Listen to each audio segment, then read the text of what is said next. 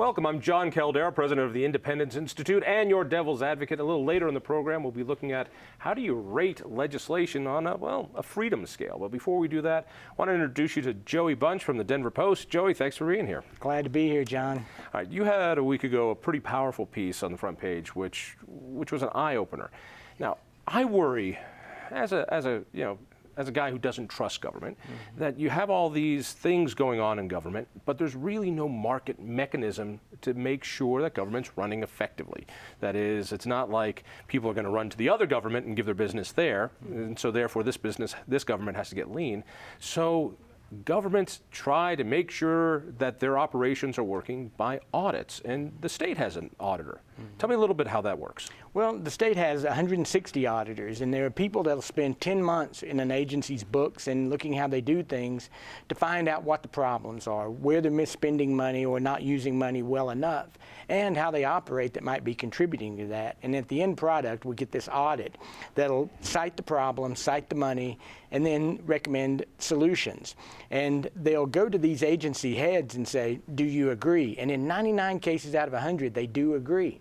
And so in other words, I'm auditing your agency, and we found that you're doing this wrong, this wrong, this wrong, this is inefficient, and you need to change your operations here, here, and here.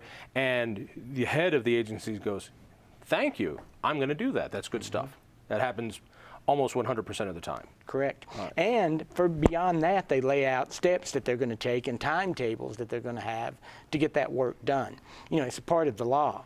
And what I found was that in 1 in 7 cases, 15%, that's still just not happening. And even though the law says it's called performance-based budgeting, that the performance of your agency is tied to your budget, but nowhere. This law changed recently, right? This 2010. 2010. All right, let me see if I understand this. Because there was a problem whether or not agency heads and agencies were actually doing what the auditor said needed to be done, those same things that the agency heads said, you're right, we ought to do that. It wasn't happening. So the state legislature passed a bill which seemed to make sense. It said, if you're not doing this stuff that the auditor says, you're going to not get money. Therefore, they're actually going to have to do the recommendations. And as a taxpayer, I'm thinking, that makes perfect sense. It makes more accountability, except you found that ain't happening. Well, not only is it not happening, but it's getting worse. This was a law that was passed to clean up this problem.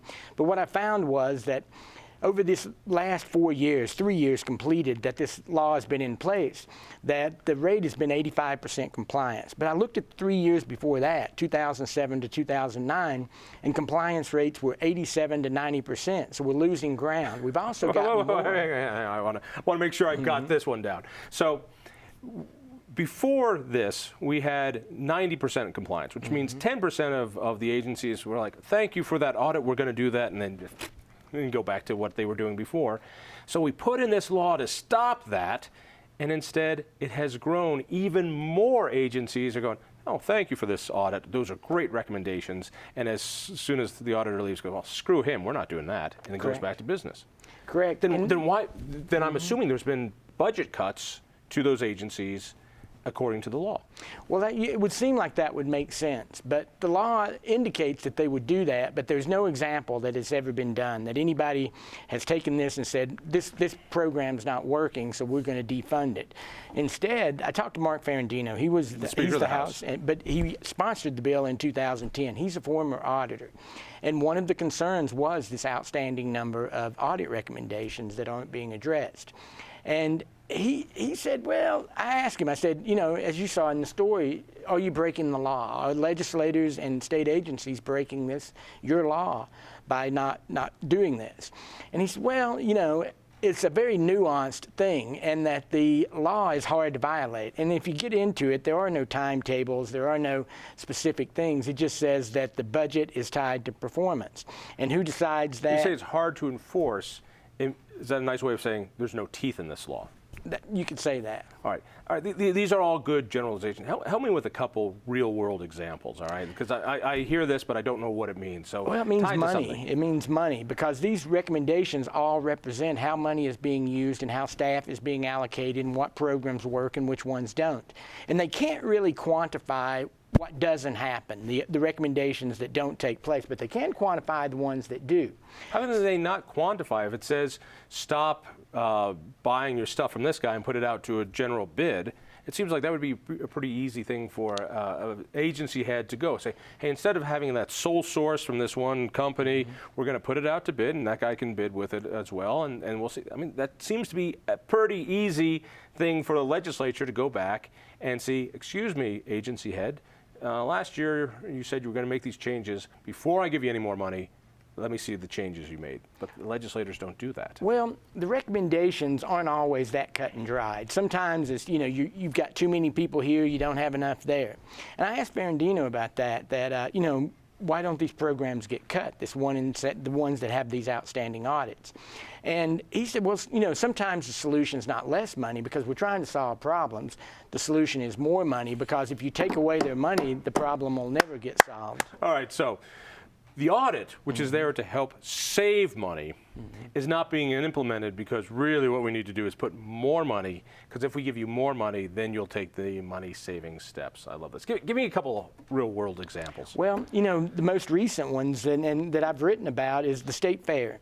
For 10 years, it's lost money. They knew it was losing money every year. This is a big thing. Down in Pueblo, every year we have a state fair, and people go, and it's a wonderful bit of Colorado state pride, but it doesn't make money for the state. No. Well, attendance has been stagnant a little bit, but also they've got this 80-acre campus down there. They've got buildings, and they just don't use it enough to pay for itself during the course of the year. So the auditors, it's been 10 years. Legislators have seen audit after audit that says this program's losing money. In fact, we're already, or as last year, the amount varies, but last year there were $2 million in state and local subsidies for the fair. But auditors have gotten to the point where they say, you've got to do something. There's $614,000 of liabilities beyond their assets, which means if they sold everything else out, they would still be on the hook for $614,000. So the state fair is so very unprofitable and so very that even if they took all that great land and the buildings and everything and sold it all off, it wouldn't cover their dets. By over $500,000. And they've seen this coming for 10 years. And now the auditors why haven't they done anything about it? Well, they say they're going to this year, but what they're going to do, Democrats and Republicans say, we're going to have to subsidize it more. And in fact, auditors say their recommendations are to do these things immediately to manage your money better, whatever that means, reassess ticket prices, and go to the legislature for appropriations, because the only way this fair can stay afloat financially is if taxpayers kick in some more money.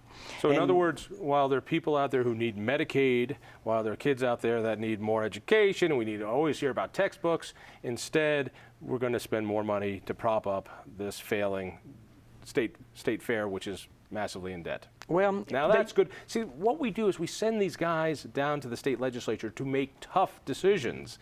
Spending more money on a failing project is not tough decisions. That's a weak decision. Give me another one. Talk to me about school lunches and how that works. School lunches, that was last week. And the school lunch program, because it wasn't managed correctly, they were losing $2.2 million in federal money and nutrition grants because they weren't managing people. They weren't overseeing the program at the state and local levels. There are subsidized lunch programs. They're called free and reduced lunches.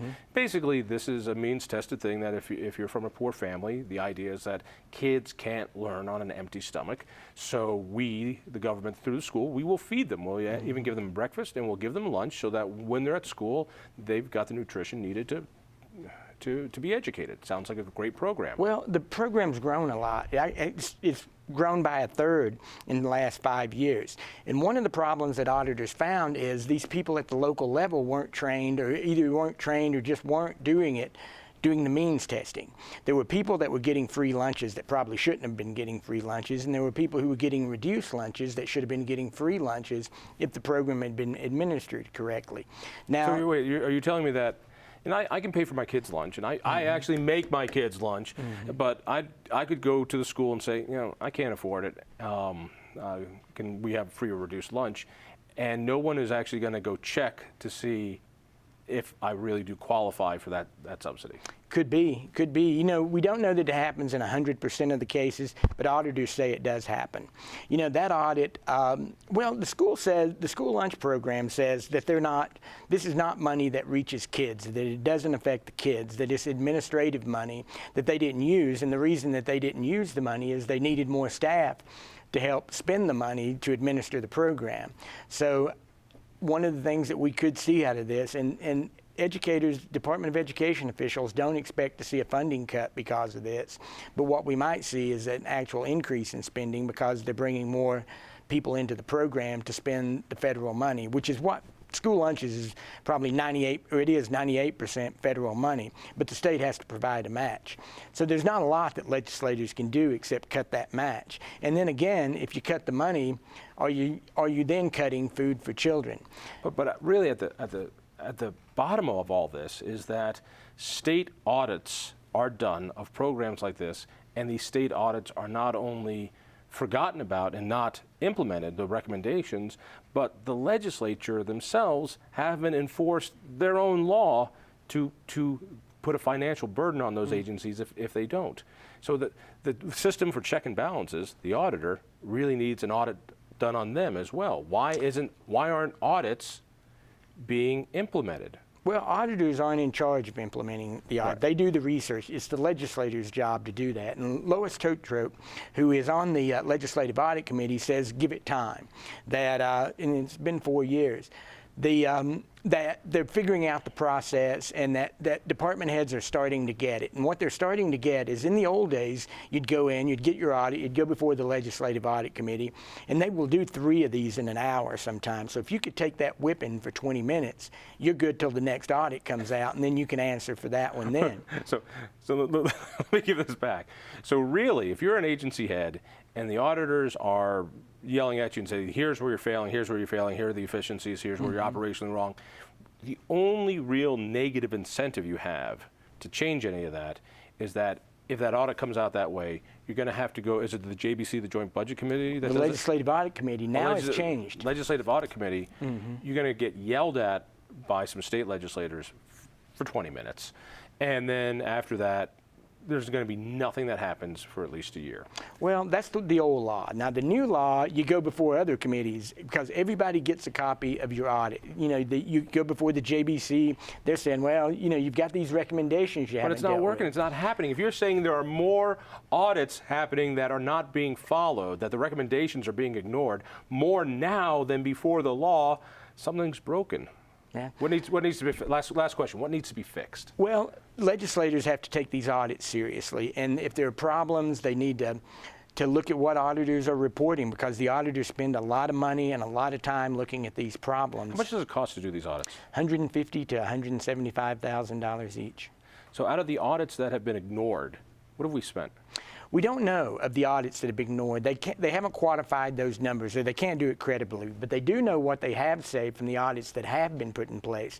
And it's over $36 million in 5 years. So I don't know. The audits have saved us $36 million, and if we followed the other audits, it would save us even more. Yeah. So either stop the audits if you're not going to implement them. Joey, thank you. Stay tuned. You're going to love this.